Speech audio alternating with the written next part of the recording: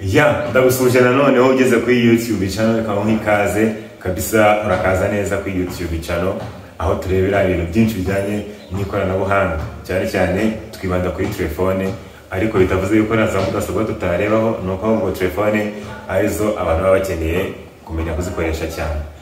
Urakaza neza rero ngira ngo iyi video ngiye gukora abantu basabye kuyikora bafite telefone za Pixel bari kumbaza uburyo wayikoresha editing. Abantu benshi bafite telefone za Pixel yego zifotora neza ariko iyo editinze noneho iyo foto wafashe iyo video warecordinze ishobora kuba yaza iri gusa neza cyane. Abantu benshi rero ntabwo bazi kwikoresha editinga ari nayo mpamvu uyu munsi nahisemo kuza kubereka uburyo ushobora gukoresha Pixel editing.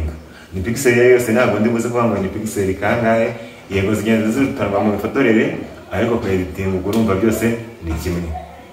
Dufite za brightness, za saturation, za contrast, za blue tone, ibintu byinshi. Ubwo rero byasaba yuko uri buze kuba ufite ahantu wandika kugira ngo ujye umenya ese ndaza kugeza kuri kangahe kugira ngo ifoto yanjye iri buze kumera neza.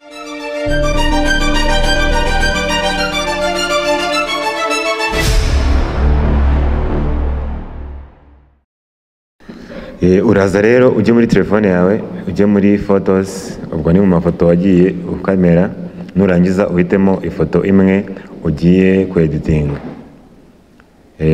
Ngira ngo uraza kwandera kuri edit n'ubundi nk'ugiye ku editinga.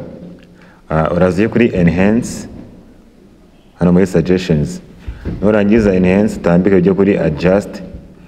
Ubwo njya mubwira buri preset n'ahantu ugiye kujya uyigeza. Brightness urazigeze kuri 20. Uguze kubifata kugira ngo ujye byapurika ku ifoto runaka uzajya ku editing. Contrast uyigeze kuri -30. HDR effect ni 40 kuzamura hagati ya 40 cyangwa 60 gutyo. White point uyigeze nko kuri 12 cyangwa 13. Highlight uyigeze kuri -50 -50. Nurangiza shadow ugeze kuri 40. Ugenda yongera bitewe n'uko uri kubona ifoto ari yongera shadow ugahita ubona urumuri rwaye rwinshi. Black point itugeza kuri -22. Saturation ukayigeza nko kuri 20-30 gutyo hagati ya 20 na 30. Ukaba ugiye kuri skin tone ugeza kuri 6 ariko kenshi igaragara cyane iyo harimo umuntu n'ubundi ubone bwite ubona impinduka. Blue tone ukayigeza ku 100. Ikaba sawa cyane. Ngira ngo ubonye ukuntu original yari imeze none n'ukuntu iyi ngiyi imeze. Aha kuri wamp biterwa n'uko ubishaka.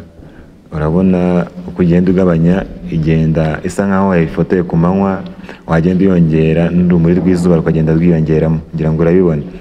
Wowe wareba icyiza kurushaho akaba ari cyo wakora. Wamara kuyetinga uko ubishaka ubundi ugahita ukora done, ukajya kuri save copy, ifoto yawe yaba yamaze kwisavinga. Yego. Urabona ko yari imeze mbere, dore noneho uko imeze nona. Ngira ngo wenda nujya no kweditinga ku ifoto y'umuntu n'ubundi nta mpinduka zizaba, ni gutya bizaba bimeze kuri iyo bigenza, nicyo kizahinduka. Reka nk'iyi foto nkwereke uburyo dushobora kweditinga. Ujya muri edit n'ubundi. Ahangaha noneho rero uri kubibona aho ku ifoto y'umuntu wanahindura ikirere ukuntu kimeze. Ngira ngo uragenda ubibona aho ngaho za stromi, ngira ngo urabibona. Ubwo ugahitamo icyo ubona kikubereye cyiza. Ntabwo nakubwira ngo urahitamo iki ngiki kuko ntazi icyo ukunda wowe. Arangiza ikindi kintu rero abantu benshi batazi, hano hari dynamic cyangwa enhance. Ku bantu b'inzobe wakoresha enhance ariko waba uri gikara ukaba wakoresha dynamic. Nibyo byaba byiza. Dore ndi gushyira ayo ma preset rero, reka turebe dore uko imeze mbere, dore uko imeze noneho nyuma yo kuyeditinga. Iyi noneho nayo ni video ngiye kweditinga. Reka mubwire ngo kweditinga video n'ubundi cyangwa ifoto byose ni kimwe kuko ibyo usanga mu mafoto ni nabyo usanga muri video. Urabona yuko na hari yangiye muri enhance, ndaza kuri brightness n'ubundi yangeza ahandi n'amafoto mba nagejeje.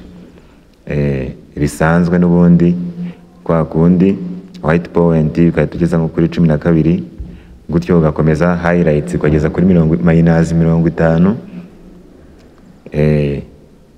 shadow n'ubundi wageza kuri 30, black point ukageza kuri minus 22, undi misanzwe saturation ukagenda yongera bitewe n'uko ugenda ubibona nawe,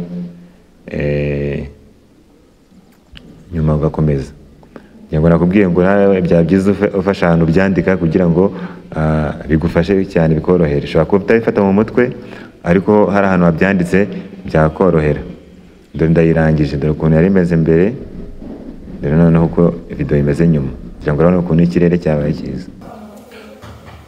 Bigerageze rero nawe editing ifoto yawe, aho ugira ikibazo uze kumbaza, ndetse ugenda aho ngaho muri comments nashyizemo link ya WhatsApp group aho ushobora kwijoininga iyo group, aho naho twigiramo ibintu byinshi bijyanye na technology. Urakoze cyane rero, hari ushaka ko twakwigisha wakwandika muri comments tukazashobora muri video y'ubutaha. Urakoze cyane rero, ciao ciao.